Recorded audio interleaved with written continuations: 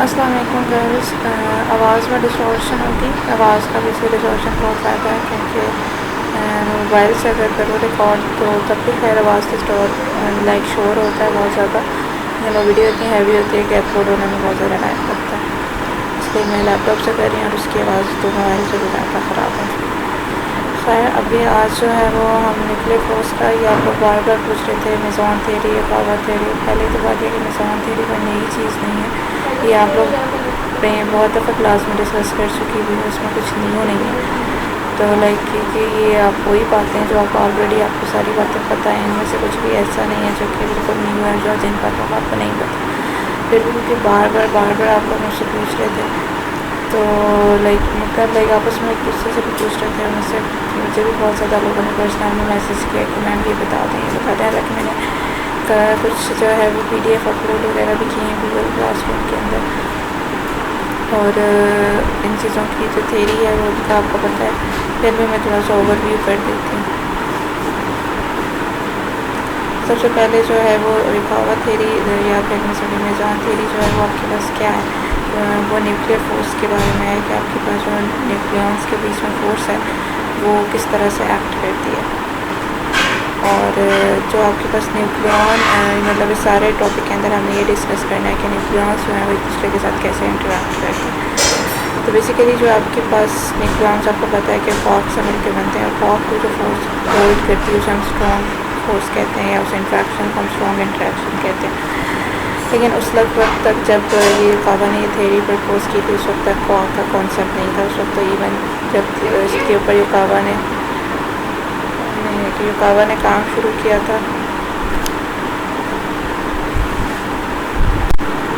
बल्कि जिस वक्त युकावा ने इस पर काम शुरू किया था उस वक्त तक तो न्यूट्रॉन की भी डिस्कवरी नहीं हुई थी। उस वक्त तो सिर्फ यही कॉन्सेप्ट था कि जो है हमारे पास प्रोटॉन होते हैं न्यूक्लियस के अंदर और इलेक्ट्रॉन्स होते हैं न्यूक्लियस के अंदर, जो हम पहले भी डिस्कस कर चुके हैं। तो पहले तो उस वक्त तक तो जो है वो यही कॉन्सेप्ट था। उसके बाद जब न्यूट्रॉन वगैरह डिस्कवर हो गए तो उसने काम तो तकरीबन काफ़ी पहले स्टार्ट कर दिया था। काफ़ी चीज़ें जो उस वक्त तक न्यूक्लियर फोर्स को लेके जो चीज़ें डिस्कस हो रही थी, हाइजेनबर्ग जो चीज़ें डिस्कस कर रहा था या और लोग जो चीज़ें डिस्कस कर रहे थे, इसके ऊपर वो टाइम विद टाइम काम करता रहा था। लेकिन ये असल में सही जो इसके ऊपर वर्क हुआ था वो आपके पास 1932 के बाद हुआ था, जब आपके पास न्यूट्रॉन जो है वो डिस्कवर किया था। और न्यूक्लियर फोर्स जो होती है वो, अब ये भी बहुत ज़्यादा कन्फ्यूजन होती है लोगों को कि न्यूक्लियर फोर्स जो है वो शायद स्ट्रॉन्ग फोर्स को ही हम न्यूक्लियर फोर्स कहते हैं, जबकि न्यूक्लियर फोर्स जो है वो उसको हम रेजिड्यूल स्ट्रॉन्ग फोर्स कहते हैं। और रेजिड्यूल स्ट्रॉन्ग फोर्स से मुराद ये है कि ये कॉन्सिक्वेंस है, हो सकता है बल्कि इवन स्ट्रॉन्ग फोर्स का, लेकिन ये कि डायरेक्टली जो स्ट्रॉन्ग फोर्स है वो तो जो है ना कॉर्क्स के बीच में होती है, ठीक है। तो ये आपके पास जो उसका इफेक्ट होता है वो आपके पास जो है वो इस ओवरऑल जो है वो न्यूक्लियॉन्स को होल्ड करता है आपस में स्ट्रॉन्ग फोर्स का, जो कॉर्क्स के बीच में होती है। तो जो कॉर्क्स के बीच में होती है फोर्स वो इटसेल्फ जो है वो स्ट्रॉन्ग फोर्स नहीं, उसको हम रेजिड्यूल स्ट्रॉन्ग फोर्स कहते हैं।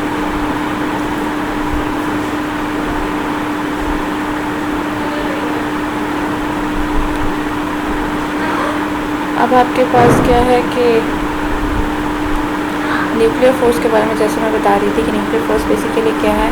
न्यूक्लियॉन इंट्रैक्शन या से हम रेजिड्यूल स्ट्रॉन्ग फोर्स कहते हैं, जो कि आपके पास आपको पता है प्रोटॉन एंड न्यूट्रॉन्स के बीच में लगती है। इसके अलावा ये कि जो प्रोटॉन एंड न्यूट्रॉन्स हैं जिनको हम न्यूक्लियॉन्स कहते हैं, ये आपके पास ऑलमोस्ट आइडेंटिकल है। इसके बारे में भी आइजोस्मिन के अंदर हम पढ़ चुके हुए हैं। हाइजेनबर्ग ने कहा था कि ये आपके पास डबलेट है, मतलब ये कि न्यूक्लियॉन्स जो है उनमें आपके पास अगर सब कैटेगरी है तो आपके पास एक प्रोटॉन है, न्यूट्रॉन है। सिर्फ इनमें डिफरेंस ये है कि एक के ऊपर चार्ज है और एक के ऊपर चार्ज नहीं है, जिसकी वजह से आपके पास जो है प्रोटॉन के दरमियान में इलेक्ट्रिक फोर्स होनी चाहिए, जो कि नॉर्मली हमारे पास जो है इलेक्ट्रिक फोर्स जैसे हमारे पास चार्ज पार्टिकल के बीच में होती है, तो जिसकी वजह से इनको एक दूसरे को पुश करना चाहिए, एक दूसरे से दूर जाना चाहिए। लेकिन इनके दरमियान में जो न्यूक्लियर फोर्स है वो इतनी अट्रैक्टिव और इतनी स्ट्रॉन्ग है कि वो इस इलेक्ट्रोमैग्नेटिक फोर्स जो कि चार्ज पार्टिकल के बीच में होती है उसको जो है वो ओवरकम कर देती है, और इसी की वजह से जो है वो न्यूक्लियर फोर्स ही रिस्पॉन्सिबल होती है, जिसकी वजह से न्यूक्लियॉन जो होते हैं एटॉमिक न्यूक्लियर के अंदर जो है वो बाउंड रहता है।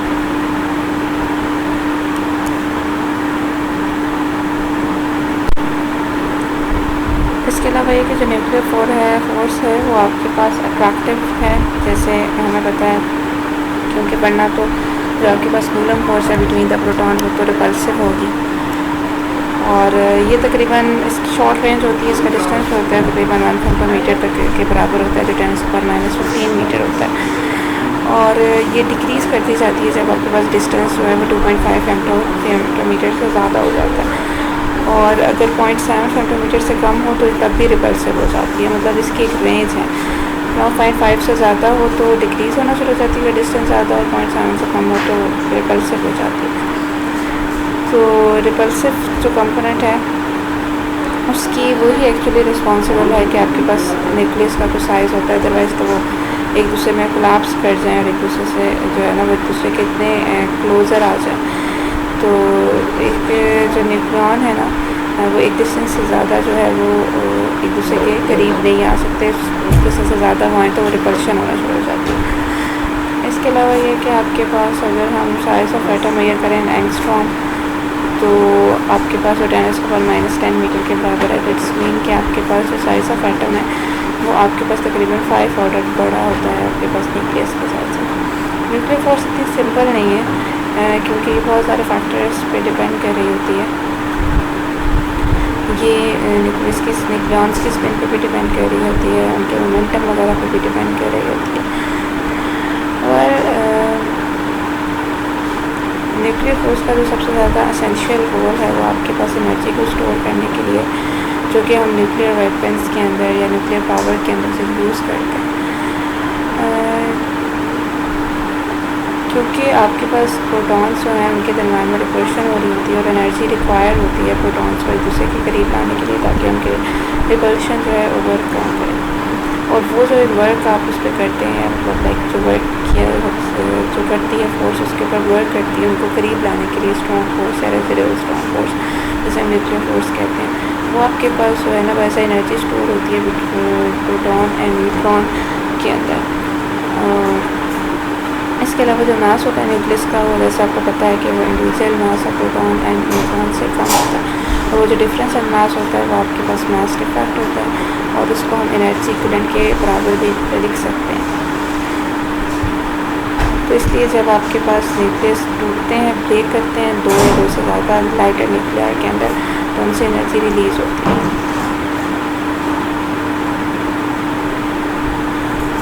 और ये आपके पास वो इलेक्ट्रोमैग्नेटिक पोटेंशियल एनर्जी होती है जो रिलीज़ होती है जब आपके पास न्यूक्लियर फोर्स जो है वो चार्ज न्यूक्लियर फ्रेगमेंट को जो है वो होल्ड नहीं करती, मतलब वो दूर हो जाते हैं कुछ।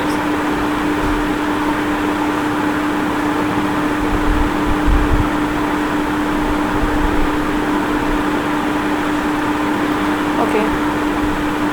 1930 में जैसे मैंने पहले बताया था कि डिस्कवरी ऑफ न्यूट्रॉन के बाद एटॉमिक न्यूक्लियाई के बारे में पता चला, क्लियर हो गया कि उसके अंदर प्रोटॉन है न्यूट्रॉन है और उनके दरमियान में अट्रैक्टिव फोर्स भी मौजूद है। और 1935 तक जो है ना वो ये भी कन्वेंस हो गए थे इस पर, ये एक परसेप्शन बना दिया गया था कि आपके पास जो न्यूक्लियर फोर्स है वो ट्रांसमिटेड होती है बाय पार्टिकल्स इन फॉर्म, विंसॉन कहते हैं।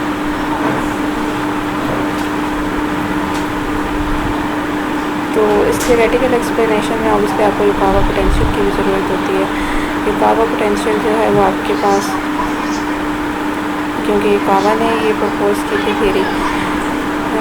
जो है, और उसकी एक स्पेशल किस्म की फॉर्म है, तो उसने बताया था कि ये पोटेंशियल जो है वो बिटवीन द न्यूक्लियॉन जो होता है या न्यूक्लियस के अंदर वो ये पोटेंशियल है, उसकी ये फॉर्म है, और वो इस तरह डिस्टेंस के साथ वेरी करता है और इस तरह से वो पार्टिकल के ऊपर एक्ट करता है। तकरीबन 1930 के बाद 1935 के करीब जो है वो आपके पास ये सब चीज़ें प्रपोज करना शुरू हो चुकी हुई थी, लेकिन इसका जो फाइनल इसके ऊपर इसकी कंफर्मेशन हुई थी जब 1947 के अंदर जो है वो पार्टिकल जो है वो एक्सपेरिमेंटली डिस्कवर हुए थे, जिनको जो है जिनको कहा गया था कि वो जो है रिस्पॉन्सिबल है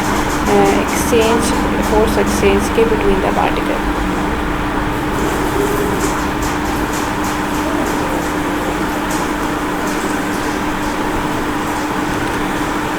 क्योंकि न्यूक्लियर फोर्स जो है वो आपके पास न्यूक्लियन के साथ एसोसिएटेड होती है, और इसके अलावा ये कि ये मोर जनरली आपको हेड्रॉन्स या उन पार्टिकल के दरमियान में वफील होती है जो क्वार्क्स मिलके बनते हैं। और अगर आपके पास 0.5 माइक्रोमीटर से कम डिस्टेंस होता है बिटवीन द न्यूक्लियन, तो ये फोर्स सपल्सिव हो जाती है, और जिसकी वजह से वो न्यूक्लियंस को एक एवरेज सेपरेशन के ऊपर रखती है। और अगर आपके पास आइडेंटिकल न्यूक्लियन हो, जैसे 2 न्यूट्रॉन या 2 प्रोटॉन हो, तो ये रिपल्शन जो है वो पॉली एक्सक्लूजन प्रिंसिपल की वजह से भी अराइज हो जाती है। और पॉली एक्सक्लूजन प्रिंसिपल जो है वो सेम फ्लेवर ऑफ क्वार्क के ऊपर भी अप्लाई होता है अगर डिफरेंट न्यूक्लियंस के, जैसे प्रोटॉन है न्यूट्रॉन्स हैं उनके क्वार्क्स हैं लेकिन उनके आपस में फ्लेवर्स वगैरह सेम है, तो उसके ऊपर भी जो है ये अप्लाई होता है।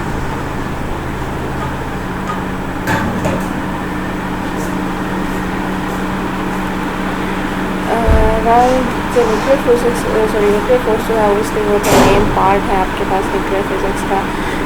जब आपके पास जो है ना वो जेम्स चैडविक ने 1932 के अंदर जो है वो न्यूट्रॉन की डिस्कवरी की थी।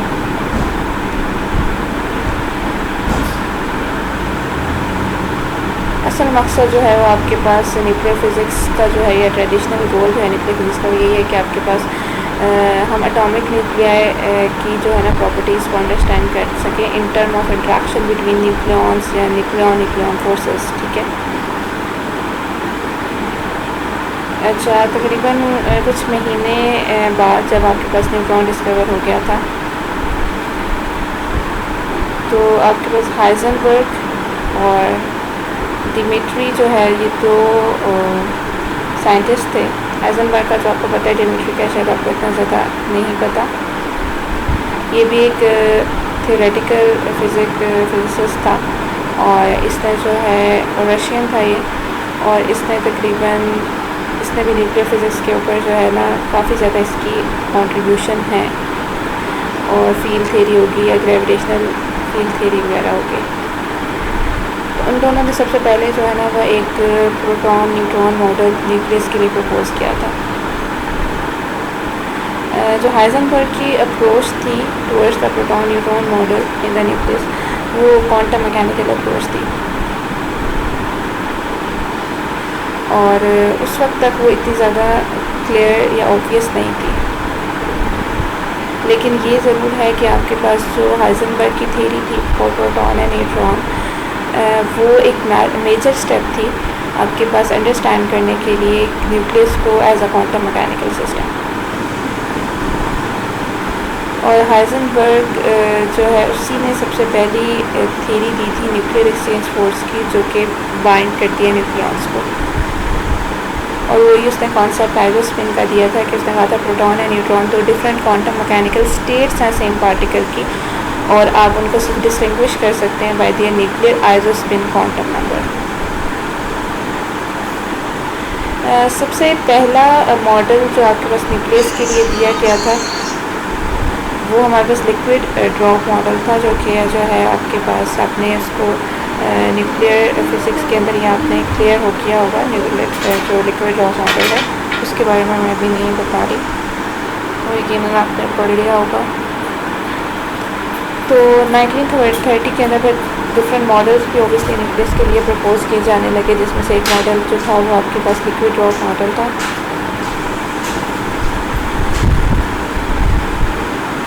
अच्छा, एक प्रॉपर्टी आपके पास न्यूक्लियाई की ये है कि आपके पास इसका जो मतलब है वो ये है कि इस मॉडल के मुताबिक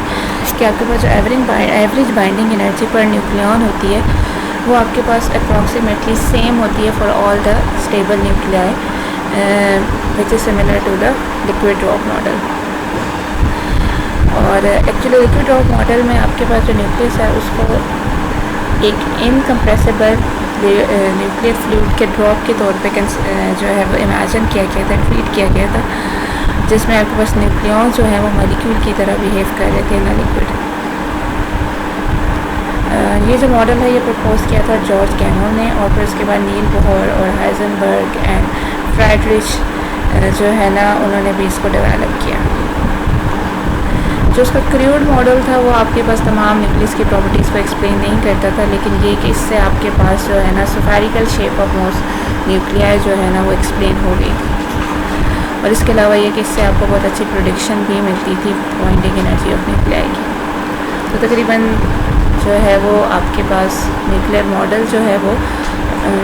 थी तकरीबन इस युकावा की थ्योरी से पहले जो है ना उसका भी थोड़ा सा कॉन्सेप्ट आ चुका हुआ था। जो हिडेकी युकावा था उसने 1934 में इसने सबसे पहले अटैम्प्ट की थी नेचर ऑफ न्यूक्लियर फोर्स को एक्सप्लेन करने की, और उसकी थ्योरी के मुताबिक जो आपकी एक मैसिव बोसॉन है जिसको मेसॉन कहा गया बाद में, वो दो न्यूक्लियॉन के दरम्यान में जो इंटरेक्शन है उसका मीडिएटर है। और अगर आप in term of in light of quantum chromodynamic देखें तो आपके पास, और अब क्योंकि डिस्कवरीज हो चुकी हैं, स्टैंडर्ड मॉडल बन चुका हुआ है जिसमें आपके पास मेसॉन के बारे में भी हमें पता चल गया है कि मेसॉन्स क्या हैं। तो जो आपके पास मेसॉन्स हैं वो भी आपको पता है कि वो क्वार्क्स से मिलके बनते हैं, वो फंडामेंटल पार्टिकल्स नहीं हैं। तो आपके पास जो है ना क्वांटम क्रोमोडायनामिक की रोशनी में और स्टैंडर्ड मॉडल की एक्सटेंशन के बाद जो मेसॉन थ्योरी है वो फंडामेंटल नहीं रही। और इसका एक और रीज़न ये भी क्योंकि एक तो ये कि भेद भी है कि मेसॉन जो है वो फंडामेंटल पार्टिकल नहीं है, और सेकेंडली ये भी कि आपके पास जो है ना जब तब तक युकावा ने जब ये कहा था कि आपके पास जो फोर्स है वो मीडिएट करती है बाय पार्टिकल, जिसको उसने बोसॉन कहा था, जो आपके पास इंटीग्रल्स में है जिनकी और थोड़े हैवी पार्टिकल्स हैं, और उसने उसको हैवी क्वांटा का नाम भी दिया था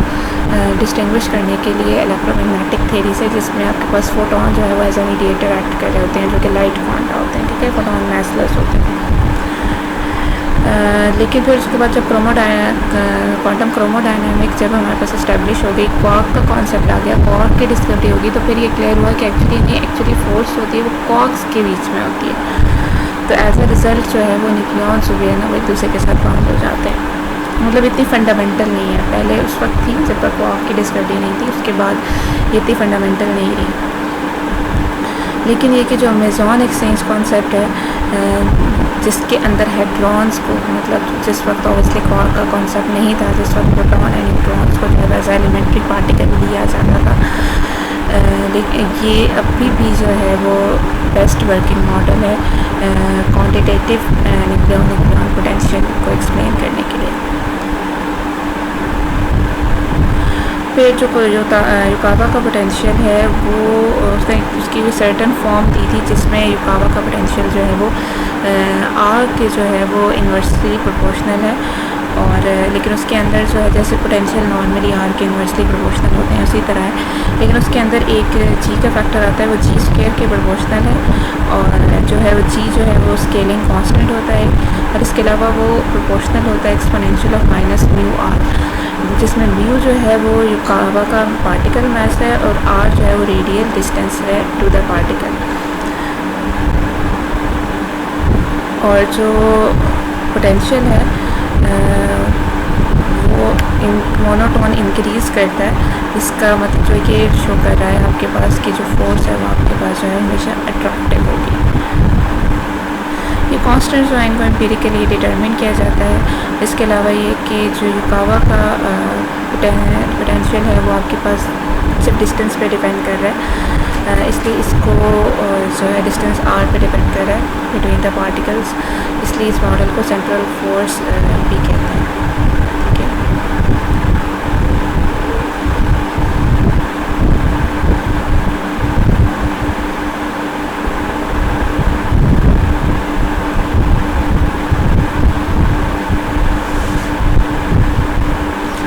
अब मैं थोड़ा सा रेजिडुअल वाले पे थोड़ी सी रोशनी डाल दूँ कि जो मैं बात कर रही हूँ बार बार कि nuclear force as a residual of the strong force. तो बेसिकली आपके पास जो है वो जो न्यूक्लियर फोर्स है वो आपके पास मोर फंडामेंटल स्ट्रॉन्ग फोर्स या स्ट्रॉन्ग इंट्रैक्शन का रेजिडुअल इफेक्ट है, ठीक है। तो जो न्यूक्लियर इंट्रैक्शन है जो कि आपके पास जो स्ट्रॉन्ग इंट्रैक्शन सॉरी जो कि आपके पास अट्रैक्टिव फोर्स होती है, जब बाइंड करती है एलिमेंट्री पार्टिकल क्वार्क्स को जो है न्यूक्लियॉन बनाने के लिए,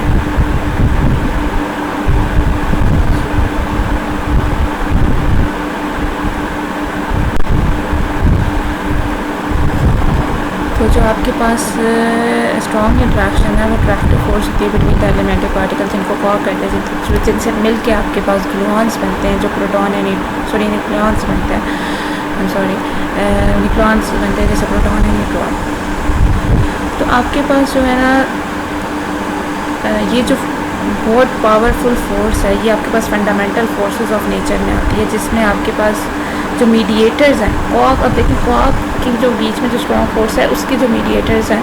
वो आपके पास ग्लूऑन्स हैं। जो ग्लूऑन्स हैं वो आपके पास क्वार्क को होल्ड करते हैं थ्रू कलर चार्ज, जो कि आपके पास एनाग्लस है टू द इलेक्ट्रिक चार्ज, लेकिन बहुत स्ट्रॉन्गर है इलेक्ट्रिक चार्ज के कंपेयर में। क्वार्क ग्लूऑन और उनकी जो डायनामिक है वो न्यूक्लियॉन के अंदर ही कन्फाइन रहती है, लेकिन उनका जो रेजिडुअल इन्फ्लुएंस है वो एक्सटेंड करता है slightly beyond the nucleon boundary, जिसकी वजह से जो है ना वो न्यूक्लियर फोर्स जो है वो राइज होती है। तो जो nuclear force between the nucleon है वो आपके पास बिल्कुल ऐसे ही है जैसे आपके पास केमिस्ट्री के अंदर न्यूट्रल एटम या मॉलिक्यूल के दरमियान में लैंडिंग डिस्पर्जन फोर्सेस होती हैं। ये फोर्सेस जो होती हैं वो मच वीकर होती हैं as compare to attractive electric forces, जो कि होल्ड करती हैं एटम को देमसेल्फ, या फिर जो आपके पास इलेक्ट्रॉन को बाउंड करती हैं टू द न्यूक्लियस, और इनकी रेंज जो होती है बिटवीन द एटम वो बहुत ज़्यादा शॉर्ट होती है, क्योंकि जो है ये स्मॉल सेपरेशन ऑफ चार्जेस की वजह से ही अराइज होती है जो न्यूट्रल एटम के अंदर होती है। इसी तरह आपके पास इवन दो के न्यूक्लियॉन्स जो है वो क्वार्क से मिलके बनते हैं, जो कि इन कम्बिनेशन जो है वो आपके पास क्या करते हैं, कैंसिल आउट कर देते हैं ग्लूऑन के फोर्सेस। जैसे हमें कलर न्यूट्रल का पता है, जैसे मुझसे एक स्टूडेंट ने दोबारा पूछा भी था, जबकि मैंने बार बार आप लोगों को इसीलिए कहा है कि आप लोग पहले 4 चैप्टर्स को डिटेल में पढ़ लें, क्योंकि ताकि आपकी बेसिक फंडामेंटल कॉन्सेप्ट्स तो क्लियर हो जाए ना एटलीस्ट। और फिर मैंने जब क्लास ली थी तो तब भी मैंने ये बताया था कि आपके पास जो कलर है वो कि भाई हमेशा जो है वो न्यूट्रल, मतलब हम क्यों कहते हैं कि जो आपके पास है हेड्रॉन वो 3 डिफरेंट कलर से मिलके बनते हैं, या बैरियॉन्स है वो 3 डिफरेंट कलर से मिलके बनते हैं, या मेज़ॉन जो है वो कलर एक एंटी कलर से मिलके बनते हैं। तो ये उसमें मैंने क्लियर किया था, और फर्स्ट चैप्टर में भी ये बात क्लियर हुई भी है कि जो अल्टीमेट गोल होता है वो ये होता है कि हर पार्टिकल नेचुरली एग्जिस्टिंग पार्टिकल है वो कलरलेस हो। तो उसके कलरलेस होने के लिए ज़रूरी है कि आपके पास या तो तीनों डिफरेंट कलर हो, या तो एक कलर और एक एंटी कलर हो। आपके पास जो न्यूक्लियॉन्स हैं जो क्वार्क से मिलके बनते हैं वो कैंसिल करते हैं ग्लूऑन फोर्सेस का, मतलब कैंसिल करने का मतलब ये कि वो कलर न्यूट्रल होते हैं। ऐसा इसके बावजूद कुछ कम्बिनेशन क्वार्क एंड ग्लूऑन के होते हैं जो आपके पास न्यूक्लियॉन से लीक कर जाते हैं, और in the form of short range nuclear force fields that extend from one nucleon to another nearby nucleon. These nuclear forces are very weak compared to the direct gluon forces, color forces और strong forces inside the nucleons। ठीक है, जो हमारे पास nucleon के अंदर जो inside forces लग रही थी उसके मुकाबले में काफ़ी वीक होती है। एंड ये जो न्यूक्लियर फोर्सेस हैं ये तकरीबन जो है ना कुछ फ्यू न्यूक्लियर डायमीटर तक ही एक्सटेंड करती हैं, और एक्सपोनेंशियली जो है ना वो इनका डिस्टेंस जो है वो जो इंक्रीज़ करता है, तो ये एक्सपोनेंशियली इन फोर्सेस डिक्रीज़ करती है, जैसे पोटेंशियल में भी हमने देखा था कि एक्सपोनेंशियल का फैक्टर। इसके अलावा ये कि लेकिन ये इतनी स्ट्रॉन्ग ज़रूर होती हैं कि प्रोटॉन या न्यूट्रॉन को शॉर्ट डिस्टेंस के अंदर बाउंड कर लें, और जो उनके दरमियान में इलेक्ट्रिकल रिपल्शन है बिटवीन द प्रोटॉन उनको ओवरकम कर लें। तो इसलिए हम न्यूक्लियर फोर्स को कहते हैं कि ये रेजिड्यूल स्ट्रॉन्ग फोर्स है as compare to in contrast to the strong interaction जो कि आपके पास क्वांटम क्रोमोडायनामिक्स से राइज हुई है, जो आपके पास जो कि तकरीबन 1970 के बाद क्वार्क के डिस्कवरी के बाद आपके पास क्रोमोडायनामिक इस्टेब्लिश हुई थी। उससे पहले तक जो है ना स्ट्रॉन्ग न्यूक्लियर फोर्स जो है वो इंटर न्यूक्लियॉन पोटेंशियल से ही एसोसिएटेड थी। लेकिन आपके पास जो है ना वेरिफिकेशन ऑफ कॉर्क मॉडल के बाद जो स्ट्रॉन्ग इंटरेक्शन है वो आपके पास क्वांटम क्रोमो, उसका मतलब ये है क्वांटम क्रोमोडायनामिक। ठीक है,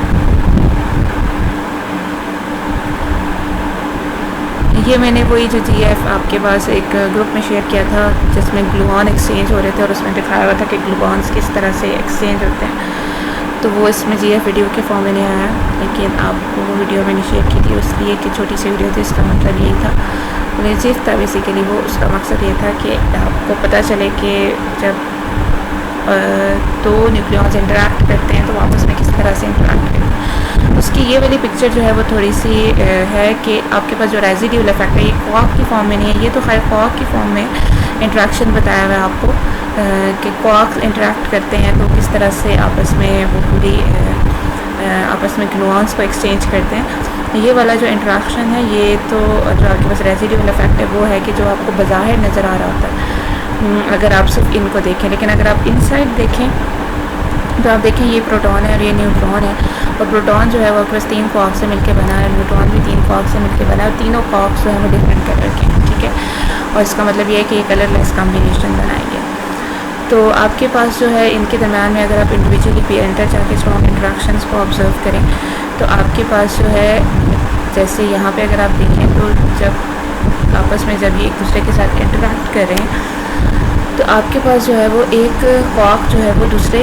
क्वार्क के अंदर जो है वो चेंज हो रहा है। ठीक है, तो आपके पास जो स्ट्रेट लाइन है वो आपके पास जो है क्वार्क वो डिफरेंट कलर के क्वार्क्स के लिए हैं, तो लेकिन जो लूप्स हैं जो बीच में आपको नज़र आ रहे हैं ये ग्लूऑन्स को रिप्रेजेंट कर रहे हैं। ठीक है, अब यहाँ पे अगर आप इसको अंडरस्टैंड करने की कोशिश करें तो जो ब्लू जब रेड के अंदर चेंज हो रहा है तो उसके साथ इन्होंने ये 2 ग्लूऑन्स बनाए हुए हैं, रेड एंड। ठीक है, इस तरह ग्रीन जो है जब वो ब्लू में चेंज हो रहा है तो उसके साथ भी इन्होंने 2 ग्लूऑन्स बनाए हुए हैं। तो बेसिकली आपके पास इट डिपेंड्स कि आपके पास कलर को जो है ना वो कंजर्व करना चाहिए। ठीक है, अगर आपके पास ब्लू आ रहा था और आपके पास जो वो चेंज हो रहा है रेड के अंदर, ठीक है, अगर ब्लू क्वार्क जो है वो रेड क्वार्क के अंदर चेंज हो रहा है तो कलर को जो है वो कंजर्व करना चाहिए। मतलब अगर रेड जनरेट हो रहा है तो उस रेड के साथ एक एंटी रेड भी होना चाहिए। मतलब आप इन शॉर्ट ये कहें कि अगर ये आपका वर्टेक्स है सपोज अगर ब्लू आ रहा है तो ब्लू को जाना चाहिए, लेकिन अगर रेड जा रहा है तो उसका मतलब है रेड के साथ एक एंटी रेड भी होगा। मतलब अगर आप देखें तो आपके पास जो रेड तो आपके पास ब्लू रेड में चेंज हो गया और जो ग्लूऑन प्रोड्यूस होगा वो एंटी रेड और ब्लू कलर का होगा। तो उसको आपको ध्यान में रखने का, ये पहले भी मैं डिस्कस करती हूँ, उसको ध्यान में रखने का एक तरीका है आसान सा कि आप वर्टेक्स देखें, आप देखें कौन सा कलर आ रहा है, जो कलर आ रहा है जिस कलर में चेंज हो रहा है उसका एंटी बनाना है एक, और जो कलर आ रहा था एक वो होगा, तो एंटी रेड और ब्लू कलर का ग्लूऑन जनरेट होगा। तो जो आपके पास क्वार्क्स जब एक दूसरे के, अब यहाँ पे अगर आप ओवरऑल जो इफेक्ट आपको नज़र आ रहा होता है जब वो एक दूसरे के साथ इंटरेक्ट कर रहे होते हैं तो आपके पास यहाँ जब प्रोटॉन है न्यूट्रॉन आपस में एक दूसरे के, प्रोटॉन न्यूट्रॉन में चेंज हो रहा है या न्यूट्रॉन प्रोटॉन में चेंज हो रहा है तो आपको ये तो अंदर इनसाइड हो रहा है ना कि ग्लूऑन एक्सचेंज हो रहे हैं, क्वार्क्स के कलर्स चेंज हो रहे हैं, क्वांटम क्रोमोडायनामिक है। लेकिन आउटसाइड आपको फैक्ट समटाइम्स नज़र आ रहा होता है जब प्रोटॉन न्यूट्रॉन एक दूसरे के अंदर चेंज हो रहे होते हैं तो क्या आपके पास अप क्वार्क जो है वो आपके पास डाउन क्वार्क के अंदर चेंज हो रहा है। अब इसी तरह इसमें जब अप जो है वो जब आपके पास डाउन में चेंज होगा या आपके पास जो है वो डाउन जो है वो अप में चेंज होगा, तो आपके पास अगर डाउन आ रहा है और अप जनरेट हो रहा है तो वही वाली बात जैसे ग्लूऑन के अंदर होनी है, तो अगर डाउन जो है वो अप में चेंज हो रहा है तो जो अप है वो जनरेट हो रहा है तो एक एंटी अप होगा और एक डाउन होगा अगर डाउन अप में चेंज हो रहा है। उसी तरह अगर अप डाउन में चेंज हो रहा है तो आपके पास एक एंटी डाउन और एक अप होगा। आई थिंक मैंने वही बात दोबारा रिपीट कर दी है।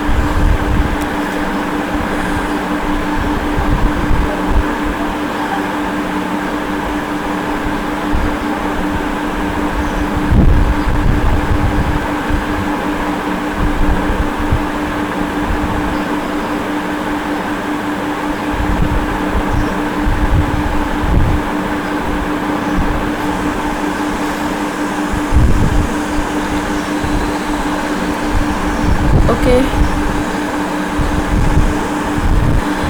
वही बेसिक्स थी जिनके बारे में हम ऑलरेडी पढ़ चुके हुए हैं, और इसमें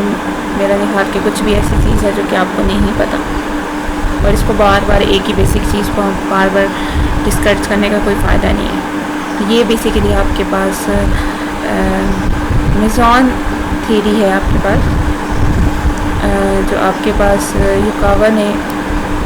जो प्रपोज़ की थी। अभी एग्जैक्टली हम उस तक नहीं आए, हम अभी तक जो चीज़ें हमने पढ़ी हैं इसमें आपके पास जो है वो थोड़ी एडवांस जो चीज़ें हैं वो हैं, और मैं युकावा के टर्म में भी बता दूंगी क्योंकि हमने तो ज़्यादा भी क्वांटम क्रोमोडायनामिक को डिस्कस किया है। जो एग्जैक्टली युकावा की थ्योरी थी वो तो जाहिर सी बात है उस वक्त आपके पास क्वार्क जो है वो डिस्कवर नहीं हुए थे, तो वो किस फॉर्म में थी और उसमें उन्होंने आपको क्या बताया था, वो तो वैसे तो ये कि उसका एक रिसर्च पेपर भी है, उसका रिसर्च पेपर भी है, और उस रिसर्च पेपर के ऊपर एक ओवरव्यू भी है जो तकरीबन युकावा के काम के जो है वो 50 साल बाद जो है वो एक ओवरव्यू, जिस किसी बंदे ने उसका काम जितना भी उसने किया हुआ था, जो पब्लिश हुआ था या जो अनपब्लिश वर्क था, वो सारा, एंड देन जो है वो उसने उसका पब्लिश एंड अनपब्लिश वर्क सारा जो है ना वो उसने किया कि वो उसने कैसे स्टार्ट किया था, उस वक्त क्या क्या काम हो रहे थे, क्या क्या चीज़ें न्यूक्लियर प्रोसेस के बारे में प्रिडिक्ट की जा रही थी, क्या क्या थीरीज प्रिडिक्ट की गई थी, फिर उसने उनको किस तरह से डिस्कस किया था। तो बेसिकली आपके पास जो है जो मेन कॉन्सेप्ट है जो वो यही है कि जो आपके पास जो न्यूक्लियर फोर्सेस हैं वो फोर्सेस हैं जो न्यूक्लियन के दरमियान में एक्ट करती हैं, जो प्रोटॉन या न्यूट्रॉन जो है उनको बाउंड करती हैं विद एन एटॉमिक न्यूक्लियस, और जिसके अंदर जैसे एक सर्टेन डिस्टेंस के अंदर जो है ना वो आपके पास पार्टिकल जो है वो एक दूसरे के साथ बाउंड रहते हैं। तो ये जो आपके पास डेवलपमेंट है, जो आपके पास न्यूक्लियर फोर्सेस की डेवलपमेंट है, ये आपके पास जैसे बताया था कि बहुत ज़्यादा ब्राइटेस्ट फिजिसिस्ट थे, तकरीबन 7 डेकेड्स पहले उन्होंने जो है ना वो काफ़ी टॉपिक्स पे जब रिसर्च की, तो ओरिजिनल आइडिया यही था आपके पास कि जो आपका फोर्स है आपके पास एक्सचेंज ऑफ पार्टिकल की वजह से रीज़न है उसका एक्सचेंज ऑफ पार्टिकल, जो कि न्यूक्लियन वो पार्टिकल जो है उसके बारे में ये बताया गया था कि पार्टिकल न्यूक्लियन के मुकाबले में जो है वो लाइटर है, उसको मेज़ॉन कहा गया था, और उसकी वजह से एक न्यू सब फील्ड मॉडर्न फिज़िक्स की, जिसे हम एलिमेंट्री पार्टिकल फिज़िक्स कहते हैं, वो उसने जन्म लिया।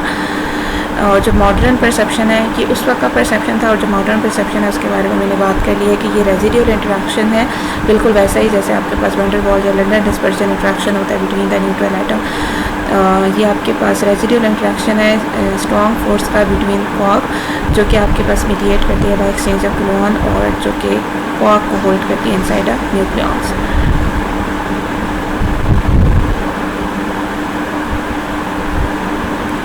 तो जो चीज़ थी जिसने जो है वो उसको फोर्स किया था कि वो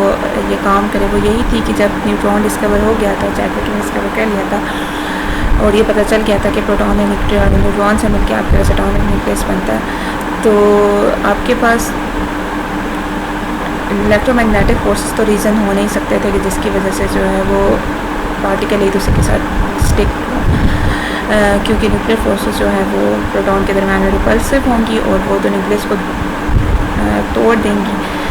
लेकिन आपके पास जो न्यू कॉन्सेप्ट था फिर वो इंट्रोड्यूस करवाया गया जिसे स्ट्रॉन्ग न्यूक्लियर फोर्स कहते हैं, जो 1935 में जो है वो जापानीज़ फिजिसिस्ट युकावा ने आपके पास पहली दफ़ा थ्योरी प्रपोज़ की थी, और उसने कहा था कि आपके पास जो भी न्यूक्लियॉन्स हैं उनके दरमियान में जो एक्सचेंज हो रहा है, उनके दरमियान में जो फोर्स एक्सचेंज हो रही है वो पार्टिकल के थ्रू हो रही है, और वो जो पार्टिकल एक्सचेंज हो रहे हैं एक्चुअली वो मैकेनिज़्म जो है उसकी वजह से फोर्स क्रिएट हो रही है। और उसने ये थ्योरी जो कंस्ट्रक्ट की थी वो एनालॉजी पे की थी to the theory of electromagnetic attraction where the exchange of massless photon is the cause of the force. लेकिन न्यूक्लियर फोर्स के केस में युकावा ने अज्यूम किया था जो फोर्स मेकर हैं जिनको बाद में मेज़ॉन कहा गया, वो आपके पास कुछ फ्रैक्शन ऑफ मास कैरी करते हैं न्यूक्लियॉन का, और जो मैसिव पार्टिकल्स हैं आपके पास, जो काफ़ी मतलब मैसिव पार्टिकल है एज़ कम्पेयर टू फोटॉन, इसी की वजह से जो है वो आपके पास जो फोर्स है वो फाइनाइट रेंज की होती है, क्योंकि जो अनसर्टेनिटी प्रिंसिपल है, जैसे उसके बारे में भी मैंने एक PDF अपलोड किया हुआ है कि वो आपके पास अलाउ मतलब ऐसे पार्टिकल को एक फाइनाइट डिस्टेंस तक मूव करना ही अलाउ करता है। मतलब अगर मास आता है तो वो डिके कर जाएगा, ज़्यादा देर तक सर्वाइव नहीं करेगा। तो युकावा का जो मेज़ॉन था, जो बेसिकली उसने तो मेज़ॉन का नाम नहीं दिया था, उसने तो उसको हैवी क्वार्क कहा था। तो वो जो है ना प्रेडिक्ट किया गया था 1947 में, वो एक्सपेरिमेंटली जो है वो कॉस्मिक रे के अंदर मतलब प्रेडिक्ट किया गया था। 1948 में वो लेबॉर्ट्री में डिस्कवर हो गया था, जिसको आयन कहा था, और फिर इसकी वजह से युकावा को 1949 में नोबेल प्राइज़ मिला था। इसके अलावा ये कि 1950 और 60 के अंदर जो है ना वो एक्सेलरेटेड एक्सपेरिमेंट के अंदर बहुत सारे और मेज़ॉन भी जो है वो डिस्कवर हो गए थे, जिसकी वजह से मेज़ॉन थ्योरी ऑफ न्यूक्लियर फोर्स जो है वो आपके पास उसके अंदर बहुत सारे मेज़ॉन इंक्लूड हो गए थे। इस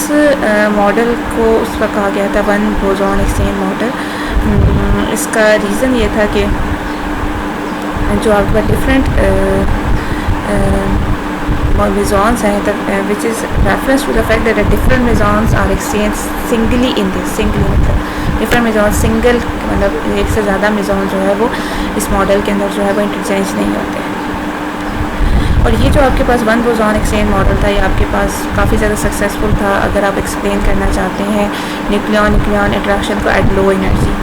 फिर उसके बाद 1970s और 80s के अंदर उसको थोड़ा सा डेवलप किया था और वो आपके पास simple single particle exchange mechanism से थोड़ा सा आगे उसको डेवलप किया गया था। इसमें आपके पास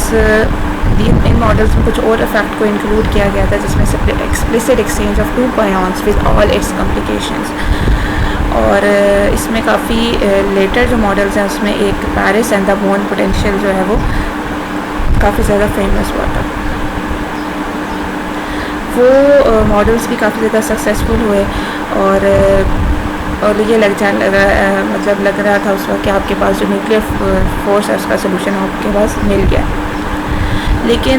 जब डिस्कवरी हुई 1970 के अंदर fundamental theory of strong interaction, इस मतलब जब ये पता चला कि आपके पास जो क्वांटम क्रोमोडायनामिक है, नॉट मेज़ॉन थियरी जो है वो आपके पास फंडामेंटल नहीं है बल्कि क्वांटम क्रोमोडायनामिक जो है वो, उससे हमें अंदाज़ा हुआ कि आपके पास fundamental theory of strong interaction जो है वो क्वांटम क्रोमोडायनामिक है, नॉट मेज़ॉन थियरी। तो इसलिए आपके पास फिर उसके बाद जितनी भी मेज़ॉन्स थियरीज़ थी तो उनको एज अ मॉडल ही देखा जाने लगा। और दोबारा से जो है वो न्यूक्लियर फोर्स की जो प्रॉपर थियरी है उसको दोबारा से स्टार्ट किया गया। अब जो डेरिवेशन है न्यूक्लियर फोर्स की फ्रॉम क्वांटम क्रोमोडायनामिक, वो आपके पास तकरीबन उसके अंदर दो फोल्ड हैं। एक तो ये कि आपके पास हर न्यूक्लियन जो है उसके अंदर 3 क्वार्क हैं, और इसका मतलब ये हुआ कि जो 2 न्यूक्लियंस हैं वो 2 न्यूक्लियन से निकल के 6 बॉडी प्रॉब्लम, 2 बॉडी प्रॉब्लम से निकल के 6 बॉडी प्रॉब्लम बन के। और दूसरा ये कि जो सेकंड आपके पास बात है, जो आपको पता है कि आपके पास क्वार्क जो है उनके दरमियान में जो फोर्स है वो आपके पास क्रिएट होती है by the exchange of electron, और वो बहुत ज़्यादा स्ट्रॉन्ग होती है, स्पेशली जब लो एनर्जी स्केल होता है। ये आपके पास कैरेक्टरिस्टिक भी है न्यूक्लियर फिजिक्स का। और इस एक्स्ट्रा ऑर्डिनरी स्ट्रेंथ की वजह से उसका कोई कन्वर्जेंट मैथमेटिकल सोल्यूशन फाइंड करना भी काफ़ी ज़्यादा मुश्किल हो गया था। तो इसलिए जो पहला राउंड है न्यू अटेम्प्ट का, वो ये था कि QCD इंस्पायर्ड कुछ मॉडल प्रपोज किए गए। तो पॉजिटिव एक्सपेक्ट ऑन मॉडल्स का ये था कि ये इन्होंने एक्सप्लेन करने का न्यूक्लियन के स्ट्रक्चर जो कि क्वार्क से मिलके बनते हैं, न्यूक्लियन इंटरेक्शन जो कि 6 क्वार्क सिस्टम है, उसको इक्वल फुटिंग के ऊपर जो एक्सप्लेन करने की कोशिश की। कुछ जो है आपके पास 2 न्यूक्लियन फोर्स के कुछ फीचर्स, क्रॉस फीचर्स जो है ना, उनको सक्सेसफुली एक्सप्लेन किया गया था इन मॉडल्स के अंदर, जिसमें एक हार्ड कोर भी आता है, लेकिन आपकी वो कोर्स का हिस्सा नहीं है, वो थोड़ा एडवांस टॉपिक है, इसलिए उसको अभी आप बेशक ना देखें, लेकिन सिर्फ आपको मैं जनरल इंफॉर्मेशन के लिए दे रही हूँ। लेकिन ये आपके पास एक क्रिटिकल पॉइंट ऑफ व्यू है कि आपके पास ये जो क्वार्क बेस्ड आपके पास अप्रोच है, ये एक और मॉडल है, ये कोई थ्योरी नहीं है, ठीक है। इसके अलावा ये कि आपके पास 6 क्वार्क प्रॉब्लम को सॉल्व करने के लिए आप कंप्यूटिंग पावर भी यूज़ कर सकते हैं। और इसके अलावा ये कि आप 6 क्वार्क को सिस्टम को आप 4 dimensional lattice of discrete point मतलब ये कि इस पर एक्सप्रेस कर सकते हैं, मतलब उस पर पुट कर सकते हैं, जो रिप्रेजेंट कर रहा हो 3 dimension of space and 1 dimension of time. ये जो मेथड है इसको हम कहते हैं लैटिस QCD, और ये प्रोग्रेस कर रहा है। और इसका आपने थोड़ा सा हाइड्रॉन स्पेक्ट्रोस्कोपी के अंदर भी पढ़ा होगा, क्योंकि जब हम लोग हाइड्रॉन्स को in detail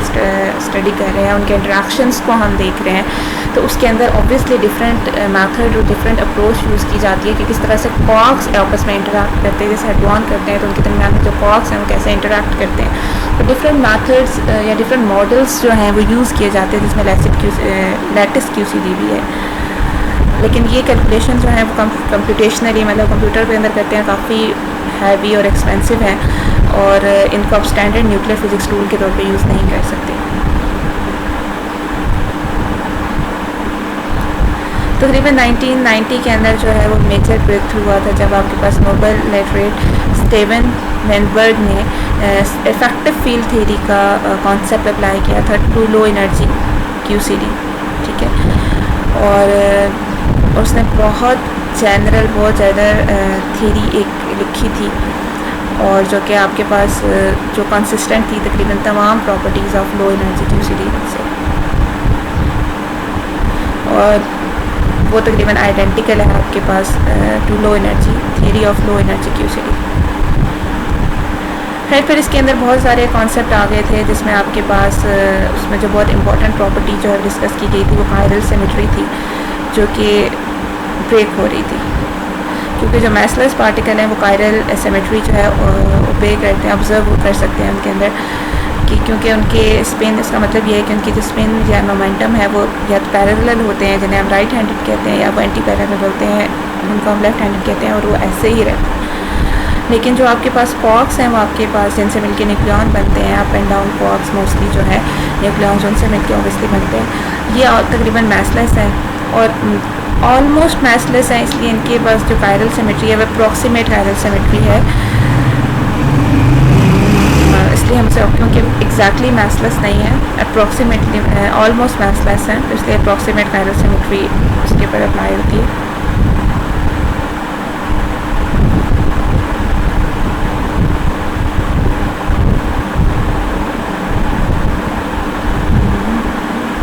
like these are, थोड़ा सा इसमें आपके पास एडवांस टॉपिक आ गए। उसके बाद मैं आखिर में थोड़ा सा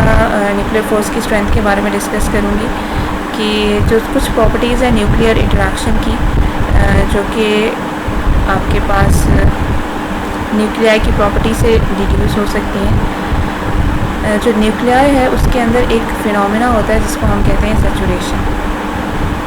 उसका मतलब ये है कि the volume of nuclei increases proportionally to the number of nucleons. ये प्रॉपर्टी सजेस्ट करती है कि जो न्यूक्लियर सेंट्रल फोर्स है वो शॉर्ट रेंज है, तकरीबन फ्यू फेमटोमीटर तक है, और strongly attractive at that range, जो कि एक्सप्लेन करिए न्यूक्लियर बॉन्डिंग की। और लेकिन ये जो न्यूक्लियर फोर्स है इसकी बहुत कम्प्लेक्स स्पिन डिपेंडेंस भी है, और उसकी एविडेंस ये है कि जो न्यूट्रॉन है उसकी पहली एविडेंस जो है वो किस प्रॉपर्टी से आई थी, कि आपके पास जो न्यूट्रॉन है, जो कि प्रोटॉन है, न्यूट्रॉन की बाउंड स्टेट है, स्मॉलेस्ट एटॉमिक न्यूक्लियस, ये डेविएट कर रहा था from a spherical state. It has a non vanishing quadrupole moment. जैसे आपको पता है अगर जीरो क्वार्टर पोल मोमेंट हो तो आपके पास स्फेरिकल शेप होती है। तो ये आपके पास सजेस्ट कर रहा है कि आपके पास जो फोर्स है वो डिपेंड कर रही है on the orientation of the spin of the nucleon with regard to the vector joining that unit है। ओके, जो आपके पास हैवी न्यूक्लियस होते हैं उनके अंदर शेल स्ट्रक्चर है, उनको जो ऑब्ज़र्व किया जाता है उसके लिए एक मॉडल प्रपोज किया गया था MG मेयर ने और जेंसन ने। मतलब ये भी आपको करने की ज़रूरत नहीं है, आपको सिर्फ ओवरव्यू लेना है कि वो मॉडल उसने प्रपोज किया था, जो कि एक्सप्लेन हो रहा था bye strong force between the spin of the nucleon and it's orbital motion, मतलब स्पिन ऑर्बिट फोर्स। मतलब स्पिन ऑर्बिट इंटरेक्शन जो है, जो आपके पास न्यूक्लियॉन्स के बीच में है, उसमें आपके पास जो उनके हेल्प से आप हैवियर न्यूक्लियर के शेल स्ट्रक्चर, जैसे अभी आप मैं एक वीडियो बनाऊंगी शेल मॉडल के ऊपर भी, तो उसके अंदर भी स्पिन ऑर्बिट इंटरेक्शन को है वो इंक्लूड किया गया है। एनर्जी लेवल्स जो हैं आपके पास न्यूक्लियस के अंदर, जो न्यूक्लियॉन्स के एनर्जी लेवल्स होते हैं, उनको एक्सप्लेन करने के लिए। और जो बहुत क्लियर कर एविडेंस थी स्पिन इंडिपेंडेंस की, वो आपके पास हमें स्कैटरिंग एक्सपेरिमेंट से मिली थी, जब आपके पास एक न्यूक्लियॉन जो है वो दूसरे न्यूक्लियॉन से स्कैटर हो जाता है, जब उनकी स्पिन डिस्टिंक्ट होती है, मतलब डिफरेंट होती है।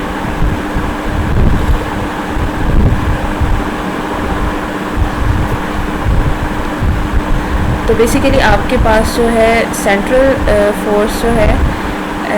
आपके पास पहले आपके पास एक इंटरमीडिएट, मतलब एक शॉर्ट डिफरेंट रेंज में हम उन्हें देखते हैं। इंटरमीडिएट रेंज में देखते हैं हम, जब पोटेंशियल को विद रिस्पेक्ट टू आर हम जब प्लॉट करते हैं तो हमारे पास डिफरेंट रेंज बनाते हैं, short range, intermediate and long range. तो लॉन्ग रेंज में तो उसका फैक्ट ऑलमोस्ट खत्म हो जाता है, इंटरमीडिएट में वो काफ़ी स्ट्रॉन्ग होती है, और जब बहुत ज़्यादा शॉर्ट जाते हैं तो वो रिपल्सिव होना शुरू हो जाती है।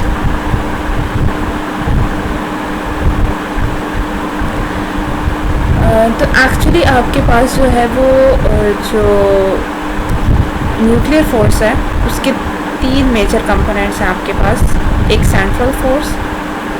जो कि इस चीज़ को रिप्रेजेंट कर रही है कि वो आपके पास एक शॉर्ट अट्रैक्टिव होगी विद इन सम रेंज, और अगर आपको उससे कम होगी तो वो आपके पास रिपल्ट करने लग जाएगी, और अगर उससे ज़्यादा आप रेंज में चले जाएंगे, डिस्टेंस पे चले जाएंगे, तो वो एक दूसरे को बिल्कुल इफेक्ट खत्म हो जाएगा। तो सेंट्रल है एक, इसके अलावा एक स्पिन ऑर्बिट इंटरेक्शन है, स्पिन ऑर्बिट फोर्स। एक दूसरा कॉन्सेप्ट है टेंसर फोर्स, ठीक है। तो अभी टेंसर फोर्स वगैरह उन तीनों के बारे में बहुत ज़्यादा डिटेल में जाने की आपको ज़रूरत नहीं है, लेकिन आपको ये बताना चाहिए कि 3 इफेक्ट्स हैं जिनसे मिल के असल में आपके पास जो है वो फाइनल पोटेंशियल जो है वो आप उसको प्रिडिक्ट करते हैं फॉर, जैसे हम जो पावर पोटेंशियल कहते हैं फॉर अ न्यूक्लियर फोर्स। तो आई थिंक मैं जो है आपके पास मैंने जो जितनी पॉसिबल चीज़ें थी इसके अंदर वो मैंने डिस्कस कर ली हुई हैं, और इसमें से 90% चीज़ें तो वही हैं जो कि आपने ऑलरेडी पढ़ी हुई हैं।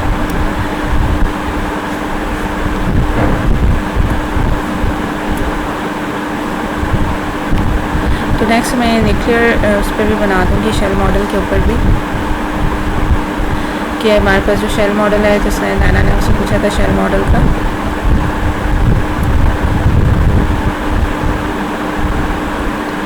टेंसर फोर्स का मैं आपको सिर्फ ये बता देती हूँ क्योंकि मैंने उसका नाम यूज़ किया, तो उसके बारे में आपको एक बात बता देती हूँ कि टेंसर फोर्स जो है आपके पास स्पिन डिपेंडेंट फोर्स होती है बिटवीन द न्यूक्लियॉन। उसकी वही फॉर्म होती है जो आपके पास मैग्नेटिक डायपोल्स के दरमियान में इंटरेक्शन की फॉर्म होती है। और एक्चुअली ये जो है ये इंट्रोड्यूस इसलिए की गई थी, ये आपके पास magnetic dipole moment, electric dipole moment जो न्यूट्रॉन्स के अंदर है, उनको जब वो ऑब्ज़र्व किया गया उसके बाद उनके इंटरेक्शंस को इंक्लूड करने के लिए जो है ना एक फोर्स इंट्रोड्यूस की गई थी जिसे हम टेंसर फोर्स कहते हैं। ओके, मैं यहाँ पे इसको एंड करी।